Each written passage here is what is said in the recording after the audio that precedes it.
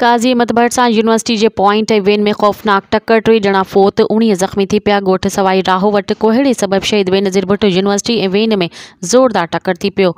मोरवासन teacher Qurratul ऐं फ़ातिमा, काज़ी अहमद वासी दादन उमराणी ऐं सफ़दर तॾहिं ते फ़ौत थी विया। हारिस ज़ाकिर, लाइक अब्दुल रशीद सफ़दर, परवेज़ रियाज़ साहिब, राहिब सद्दाम, महबूब सिकंदर, गुलशेर साजिद, अमानुल्ला ऐं सुखरा ज़ख़्मीन में शामिल। दौलतपुर मां नवाबशाह शागिर्द खणी वेंदड़ पॉइंट ऐं नवाबशाह खां मोरो वेंदड़ मुसाफ़िर वेन में टक्कर थी पियो। मोरवासन मास्तरियाणी कुरतुल ऐं फ़ातिमा जो मढ़ काज़ी अहमद दादन उमराणी ऐं सफ़दर जा लाश नवाबशाह पहुचाए विया। पुलिस ऐं इमदादी टीमुनि ज़ख़्मीन खे खणाए काज़ी अहमद अस्पताल पहुचायो।